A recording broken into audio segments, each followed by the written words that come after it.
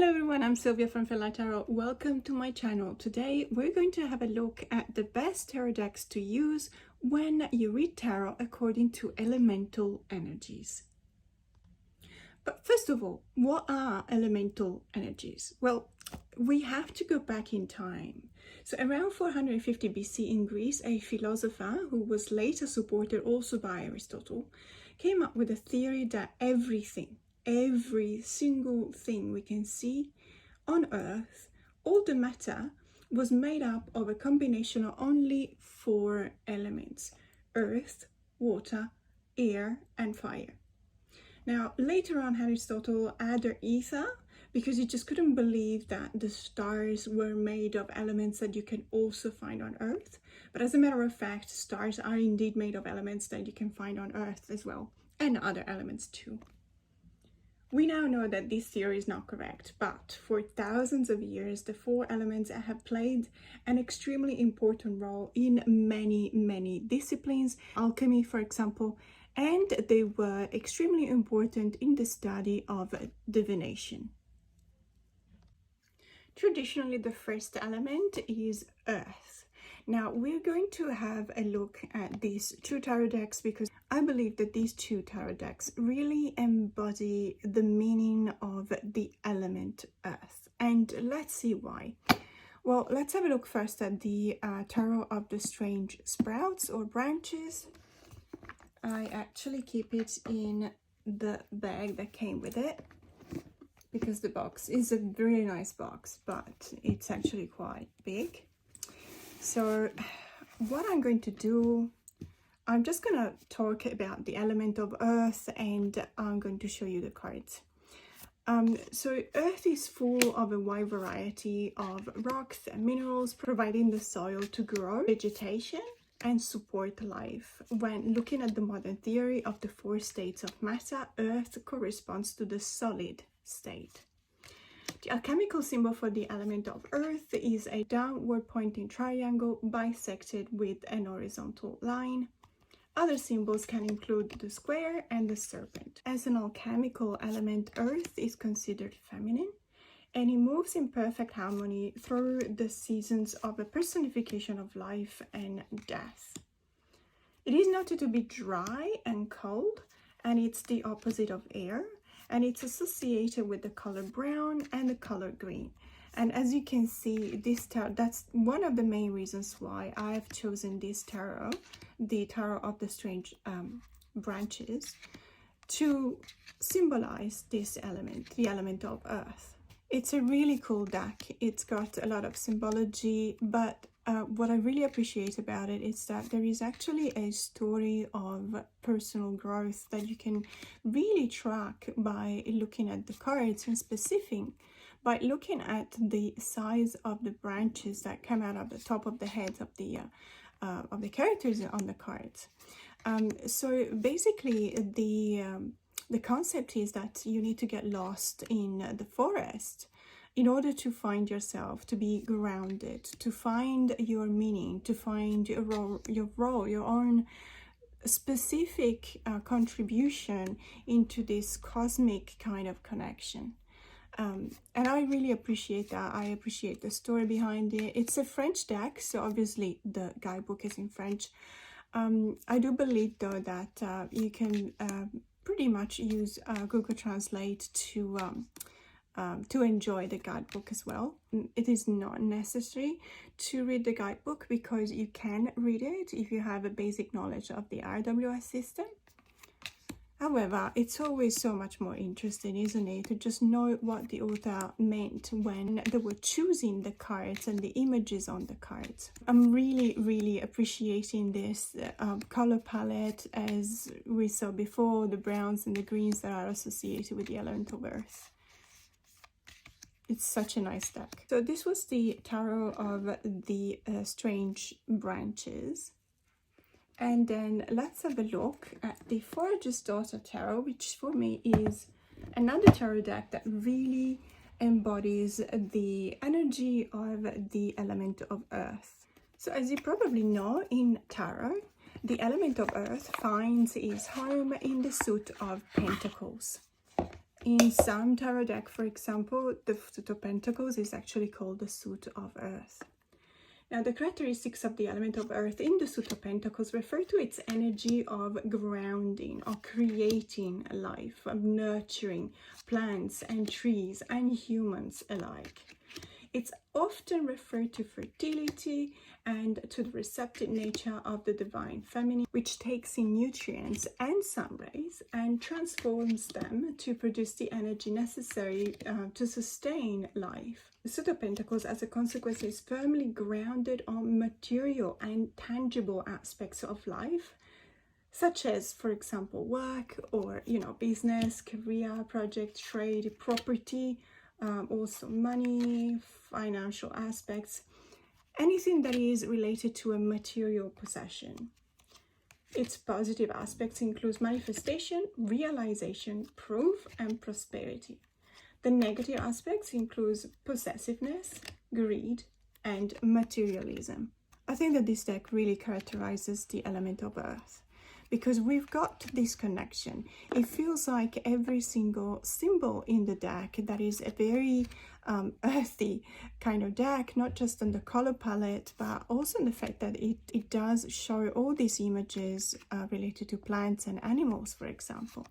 And it's a very grounding deck. And for this reason, I really do believe that it's one of the, or at least in my collection, it's one of the decks that most embodies the element of Earth.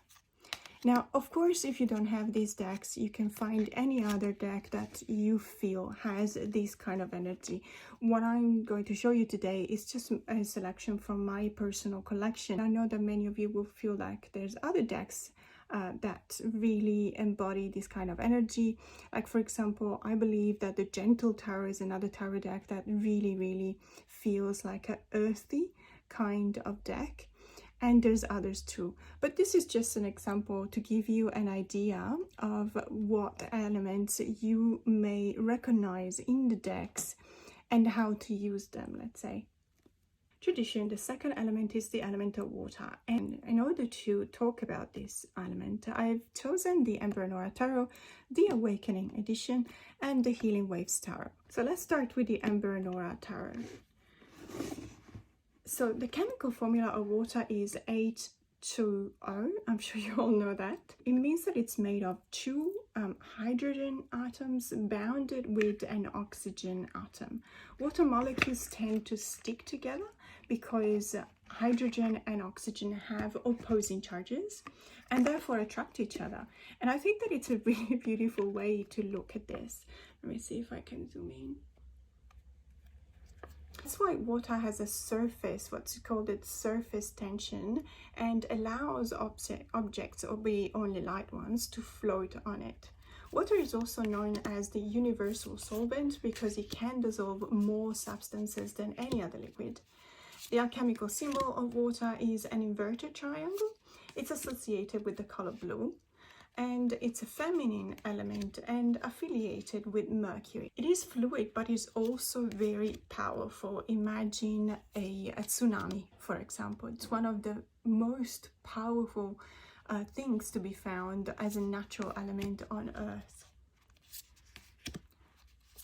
One of the reasons why I've chosen the Ember and Aura Tarot, specifically also the Awakening edition, is because I do feel that kind of feminine energy that really comes out of each and every card. It's a strong feminine energy that it's gentle to the touch, because it's one of those decks that I actually use whenever I need that kind of a gentle touch, that kind of a reassurance.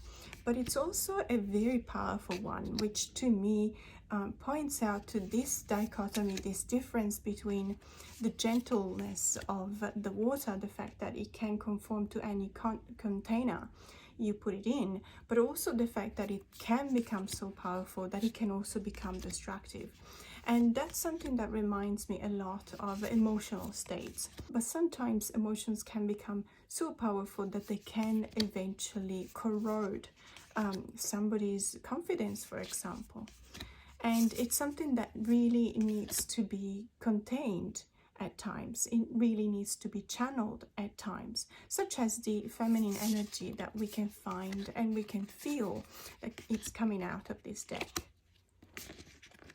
Now, the other deck that I'm going to show you for the element of water is the Healing Waves Tarot. So let's put this away and we grab the other one. So my apologies, the Healing Waves Tarot is unfortunately out of print. I do sometimes, I see there's an Etsy shop, I think it's called Lazy May Cozy Day, which has it back in stock every now and then.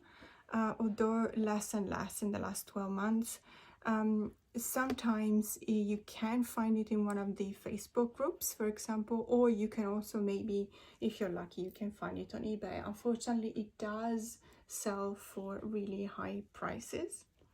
But let's talk about the element of water some more. So in tarot, it symbolizes emotions and feelings, intuition, relationships, healing, and it's represented by the Suit of Cups. And let's have a look. The Suit of Cups deals with the emotional level of consciousness, and it's associated with love, generally speaking. It indicates that you are thinking with your heart rather than your brain, and as such, your responses will be more spontaneous. As a consequence, the Suit of Cups is linked to creativity, romanticism, fantasy, and imagination, which is its, let's say, one of its most positive aspects. Sometimes we need to look at the negative side of things as well, especially if you work with elemental energy. You will also know that the positive and the negative side of elements are bonded together. They do not exist one without the other. And for the element of water, this is even more true. So the negative sides can include being overly emotional or completely disengaged on the other end and dispassionate. It can also lead to having it's a kind of unrealistic expectations and fantasizing about what could be. When I was a teenager, for example, I tend to do that all the time, and it was a way for me to process several issues that I was going through related to my parents, for example, or even myself. It's a way in which human beings have learned how to cope with pain or trauma or grief.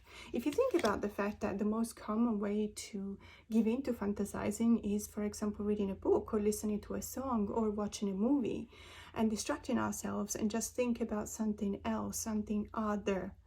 I believe that the Suit of Cups signifies that for when it points to the emotional component of it. And in this case, I believe that this tarot deck, it is such a strong representation of that element of watery energy. It's representing what could be. And that's the reason why I really enjoy using it. It's not just a deck. I think it's one of those decks that came to me because of collection purposes. But at the end of the day, I actually do use it very often because of that peculiarity, that particular powerful energy that I find in it. Traditionally, the next element is the air element. So even though air is considered a pure element, the truth is that it's composed of a variety of gases. Let's have a look at these two tarot decks. First of all, I'm going to show you the Somnia Tarot, which to me is, because of its main characteristics being excellent photography, I think it really embodies the energy of this element. So primarily in the gases that compose air, we can find nitrogen and oxygen and argon in a certain measure as well. And then there's all other elements in smaller quantities. Oxygen is one of the most important elements there is.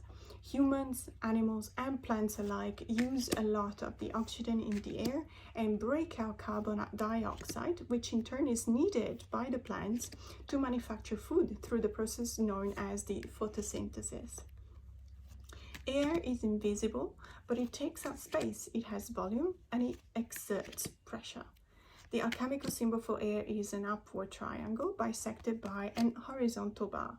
It is associated with hot and wet qualities that derive from the vapor of water and the colors white, blue, and gray.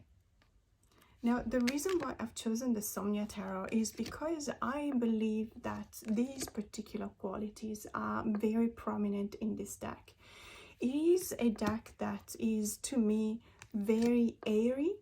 It is a deck that expresses a lot of that brainy energy that I associate, and it's traditionally associated with air. I believe that mostly what we can appreciate in this deck is the sharpness, and it's the acuteness, the sharpness of the light, for example, the use of the light. If you watch my Tarot Academy Awards, you would remember that I've actually given the best photography Oscar to the Somnia Tarot, because I believe that this type of photography is exceptional. And the reason why I feel that is also expressing a lot of the characteristic of the element of air is also related to the choice of light. For example, where to position the subject, the choice of the horizon. Is it lower? Is it in the middle? Is it higher? So many of these things presume a really strong work behind the scenes that, to me, speaks a lot of a very strong reasoning behind every single of these choices. And therefore, that's my main reason why I feel like this tarot deck always refers to the mind, and therefore to the element of air. Now let's have a look at the Millennial Tarot, because I believe that for slightly different reasons it's also an excellent representation of the element of air. The Suit of Swords is related to the element of air. The power of action can be constructive and destructive, just like air. If you think about a breeze, for example, you will see that air is very gentle. It can be very gentle. But when you think about a hurricane, then it's very powerful and destructive as well, kind of like the element of water. The Suit of Swords deals with the mental level of consciousness that is centered around the mind and intellect. Since swords are double-edged, this suit symbolizes the fine balance between the constructive and the destructive power of air and the consequence of action. The negatives can be anger, for example, guilt, also harsh judgment, some lack of compassion, and verbal and mental abuse. One of the reasons why I've chosen this deck to symbolize the element of air is because it is definitely it's got one of my favorite suits of swords. It has been renamed the Suit of Thoughts, which could not be a better choice, because I really strongly believe that the Suit of Swords is the suit of the mind. But it's also because, let's have a look at this of the main cards of this suit. So we've got, for example, the Independent Woman for the Queen of Thoughts, which is a really good representation of the Queen of Swords. And this is one of the cards that I appreciate the most. So as you can see, this is called the Sunday Scaries. The tipping point for the Nine of Swords. Nine of Swords is the anxiety card. Definitely the fear in the middle of the night, the fact that you wake up at 3 a.m.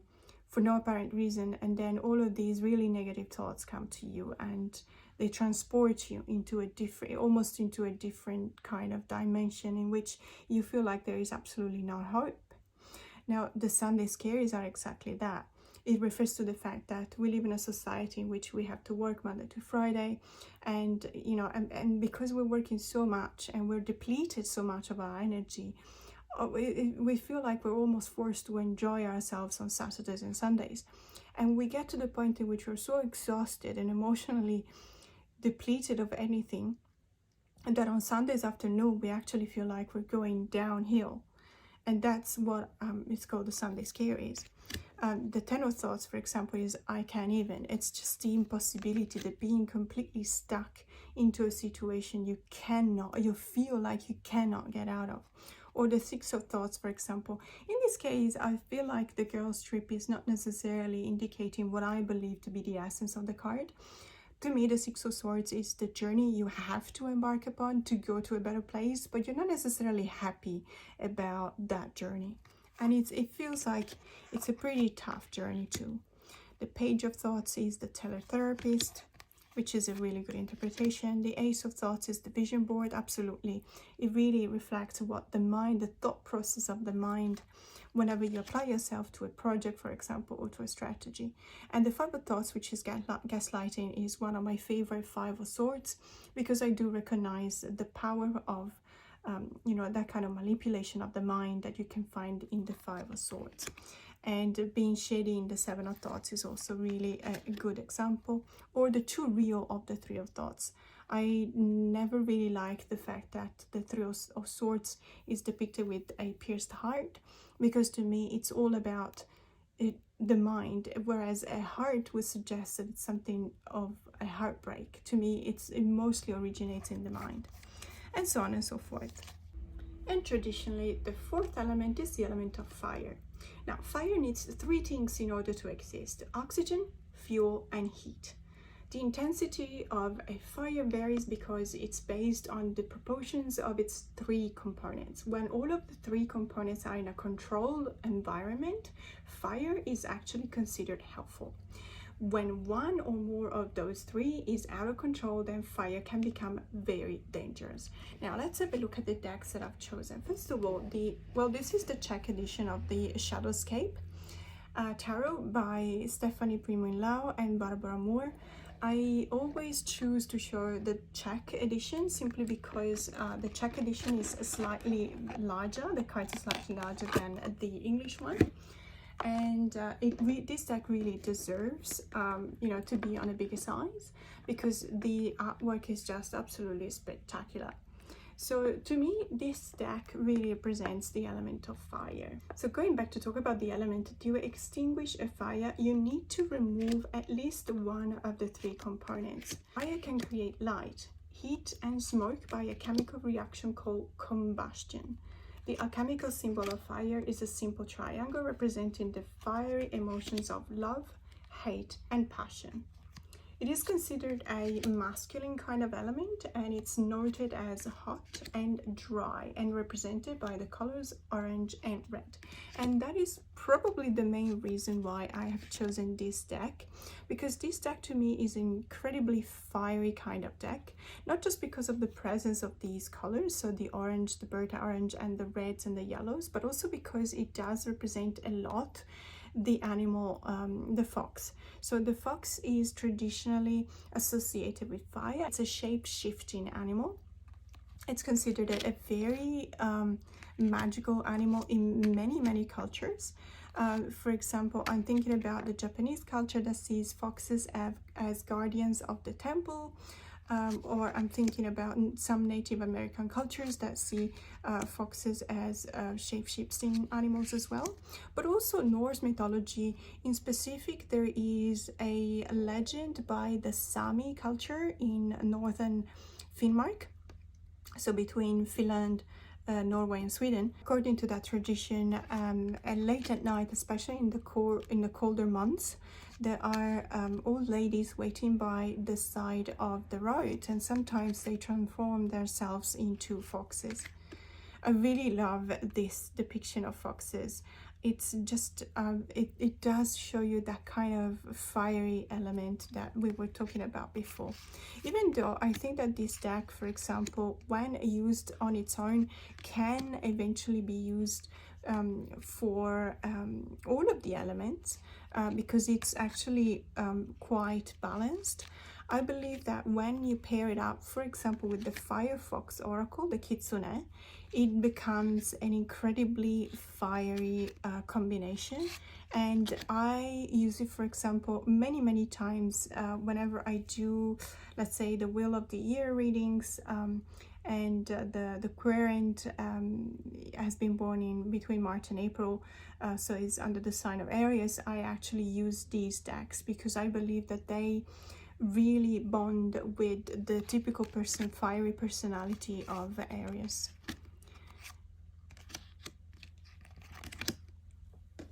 So let's have a look at the second deck that I thought is really representing this kind of element, the element of fire, and it's the Ink Witch Tarot deck by Eric Mile. Now this deck is amazing It's one of my travel decks. I have 3 or 4 travel decks. This is probably, together with the Star Power, is one of my favorite ones. I also really appreciate the fact that Eric was one of the few, and I will never stop saying that, it was one of the few creators that was still willing to send stuff to Australia, his decks to Australia, even in the middle of the lockdown. I was very, very grateful for that, because we were completely isolated, and as you can imagine, we were most in need of new tarot decks to make ourselves feel better during the pandemic, and that's when they literally isolated Australia as much as possible from the rest of the world. But in any case, so talking about fire, as you can imagine, it can be helpful, as we've seen before, but it can also be destructive. In the tarot, it's represented by the suit of wands, associated with primal energy, spirituality, inspiration, determination, and strength. It's also expressing a lot of creativity, ambition, and expansion, original thought, and the seed through which life springs forth. And you know, you just have to think at the traditional RWS representation of the Ace of Wands to understand what I mean with life springing forth. And so the wand deals with creative energy and consciousness, and mirror a person's core values. Sometimes it's addressing what makes a person tick, so their own creativity, but in a negative aspect, it can also include what makes someone lose their control, such as illusion, for example, or egotistical behavior, or impulsiveness. That's actually one of the most, let's say, recognizable trait of a fiery personality. So the kind of impulsiveness, the kind of reacting with fiery energy. It can also symbolize a lack of direction and purpose, or sometimes even as a consequence, the feeling of meaninglessness. The reason why I've chosen this deck to symbolize the element of fire is because the suit of wands is very powerful in this deck, and I feel like, you know, if you look at all the other suits in this deck, probably the suit of wands is the one that expresses the most power, the strongest energy. I really appreciate this deck because not just because of the common aesthetics pleasing things like, you know, for example, the color palette or the light work, but also because it is that kind of traditional RWS that has taken a modern way to express the meanings of the cards, which is very appreciated. Plus, can I just say, this battery cardstock is absolutely superb. I really love it. It's one of my favorites. It's very similar to the Somnia Tarot. It's absolutely my favorite cardstock ever.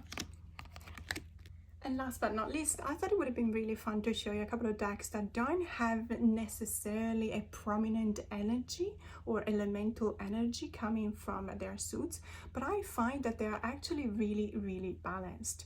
So in case, for example, you use reading with elemental energy, sometimes you also have to balance it out with a more even kind of deck. And I believe that these two are exceptionally good when it comes to this kind of readings. So one is the Tarot of the Abyss by Anatolian, and one is the Curious Travels Tarot deck by Arathear. Let's have a look at Tarot of the Abyss. The reason why I've chosen this one is, as I said, because I find it's a very balanced kind of tarot. It means that it gives you the possibility to choose your own energy. And the way in which you approach it, the way in which you bond with the deck is also very, very important with these two decks. Now, Anna Torrens is one of my favorite artists ever, and her artwork is absolutely stunning to me. It's just something that I will never cease to admire, and it will never cease to amaze me. But there's something else in this deck that I really appreciate, and in specific, and I've talked about it before, is the fact that you have, for example, the choice between 2 different 10 of Swords and 2 different 3 of Swords. Now, I believe that this is one of the main reasons why I feel that this deck is really balanced. It's because by choosing the traditional 10 of Swords, in which there is a person, you know, on the ground, pierced by 10 swords, and it looks like it's at the end of its journey, that is a more traditional kind of way to depict this card. However, to me, whenever I focus on the suit of swords, I do recognize that kind of airy element which can be found in the suit of mind. And therefore, I really appreciate the fact that I can use this card instead, which is representing a person, you know, possibly an elder person, and an owl.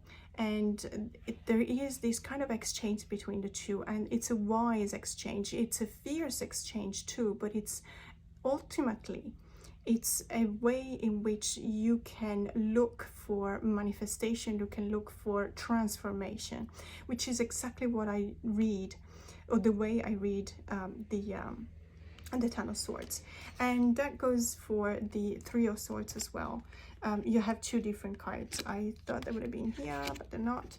But in any case, just to have a look at this tarot deck, as I said, well, as you can see, it's a black and white, but the use of the light work is so very skillful that you can actually find a lot of depth of field.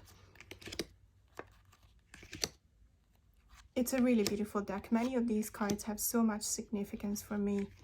And there's also many of these cards are actually my favorite cards for that particular card. So for example, this strength card is absolutely amazing. I love the fact that both the liar and the person are breaking the fourth wall and looking directly at me, as if they were actually confronting me or asking me to go through that, to be a stronger person. There's also the Eight of Cups, which is really beautiful. Of course, now it's probably at the bottom of the deck. And one other card is the Chariot card, which is by far my favorite tarot card because it reminds me so much of Serafina Pekkala, which is, you know, one of the protagonists of the trilogy by Philip Pullman, His Dark Materials. So Serafina was a witch. She was a queen of a witch, a clan of witches, and she's shown here while she's riding these really big birds that take her everywhere. It's such an amazing trilogy, by the way. If you haven't read it, it's absolutely recommended. It's fantastic. Now, this tower is also one of my favorites, and it also reminds me of a scene in a movie. I think it was the Lemony Snicket, a series of unfortunate events in which there is this house which is really precariously perched on top of a branch, and it's almost looking like it's falling down. At the end it does, I think. I don't remember exactly, but it does remind me of that. But as you can see, this deck is very balanced. As I was saying before, it's not a deck that, you know, you will feel like you have a prevalence of one or another element when you use it. And that's something that I really appreciate, because I don't always want to use elemental energy when reading. Sometimes I just need the reading to be even. And this deck will give me exactly that. So this is the Tarot of the Abyss by Anatolian, and the next tarot that I wanted to show you whenever you're in search for a more balanced kind of reading is the Curious Travels Tarot deck by Arathea. Now this is the indie edition, as I've said several times before. The reason why I really splurged for the indie edition was because I know that this is going to be mass market, but I had no idea what they were going to do with it. And so, you know, I will definitely check out the mass market when it eventually gets published. There is no date, I believe, or if there is, I don't know about it. But this deck is absolutely superb. It's got that kind of buttery cardstock that I really, really like, but it's not the rose petal one that, you know, clumps the card together. The colors are amazing. It's my favorite kind of color palette. And one of the things that I really appreciate is also the fact that, I don't know if I can show you, it's got some elements of matte gold on the cards, which I really like. I mean, sometimes they can be distracted, but I find that in this deck, they're actually really well done. The production value of this deck is simply amazing. Unfortunately, it doesn't come with the guidebook, which is one of the few things that I wish they would have done in a different way. Perhaps the mass market deck will come with a guidebook, or at least, you know, fingers crossed. So the reason why I've chosen this deck to symbolize a deck that is well balanced and doesn't have any prominent elemental energy, it's because I actually use it for personal readings and for clients readings, and I find that it really is appealing and it does create a bond with pretty much anyone. So as you very well know, if you read people, if you're a tarot reader, you will have to read people sooner or later. This is something that it cannot be escaped. You have to understand who is in front of you, and the way in which you express the meaning of the cards can be effective or not. But if you really want it to be effective, it needs to be let's say customized around the element or the energies of the person in front of you. That's why I really believe that choosing a deck that has one or other elemental energy that are prominent in their suits is very useful when you want to give a reading to a client, because you will see that it will be easier for the client to recognize themselves into the cards if they feel like they share the same kind of energy. But sometimes you need to be impartial. You know what I mean? You need to step back from the strength of the energy, and you need to realize that sometimes there is a moment of rest. And I believe that this tarot deck gives you exactly that. It gives you the moment of rest. Whether it's the rest after the storm or the rest before the storm, it doesn't matter. And I probably don't necessarily fixate on that. But it's the kind of deck that will definitely give you the possibility to recharge your energy, whatever you feel like you have lost. This deck will help you get it back. And in my case, it could have been some confidence, for example, and this deck will definitely help me to get that back. But it's also that peace that sometimes we are seeking, and you cannot achieve peace when you have one element to be so much more predominant, you know, compared to the others. So this is my choice for the well-balanced deck between elemental energies, and it's the Curious Travels Tarot deck. Thank you so much for being with me until the end of this video. Please subscribe and like this video and make sure that you follow me. I really appreciate that. It's something that creates so much bond to me, the fact that we can establish a meaningful connection. By all means, let me know what you think. Nothing is set in stone, and I have a really open-minded, so to me, confronting myself and what I believe in with something different, it's the only way that in which I can grow. And I really do believe that there can be this bond, this strong bond, and a very meaningful connection between the members of the tarot community. So more to come. Have a great day.